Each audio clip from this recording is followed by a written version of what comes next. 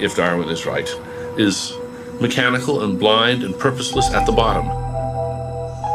Our planet is a lonely speck in the great enveloping cosmic dark. The cosmos is all it is, or ever was, or ever will be. The cosmos is all it is all it is. Mechanical and blind and purposeless at the bottom. The cosmos is all it is all it is. How do they know the cosmos is all there is? Isn't our reality more than just matter? Most people and cultures around the world have a profound belief that life extends beyond the physical. That compassion, ideas, joy, and sorrow aren't made of matter, but are as real to us as our arms and legs. If we believe this, are we anti-science? Or is it materialism that is anti-science? Let's see what Dr. Jay Richards, an expert on modern materialism, has to say. Hi, nice to meet you. Materialism is really a philosophy about reality. It's just the idea that matter or matter and natural laws are the fundamental reality. So really the only thing exists is blind matter in motion, and everything else is explained in terms of matter. This is the view of reality we are constantly bombarded with in our culture.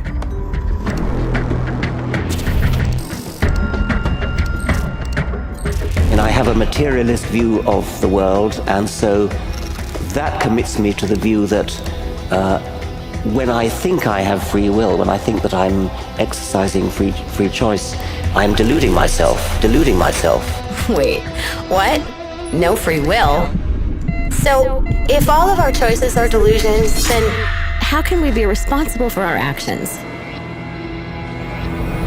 That's nonsense. Our choices are real, and we are responsible for our actions. It's how we stay civilized. In fact, the most important part of being human is immaterial. Love isn't just real, it's the most valued aspect of humanity. Even more than science. It is our consciousness, our sense of self, that gives us the ability to love. But what do materialists say? The self is an illusion, the sense of being an ego, an I, a thinker of thoughts. Now that sense of being a subject, a locus of consciousness inside the head, is an illusion. For the materialist, things like your thought or your existence or your purposes, they're just epiphenomena or sort of froth. So, to a materialist, our subjective thoughts are not real. But our thoughts and beliefs have real consequences. The thing that we all know most directly and most certainly, that is the existence of ourselves, is ultimately incompatible with materialism. Well, my argument would be, look, any philosophical view that entails you don't exist is a view that you really ought not to entertain. Frustrating is that in the modern age, people often try to identify this philosophical idea of materialism with the practice of natural science itself.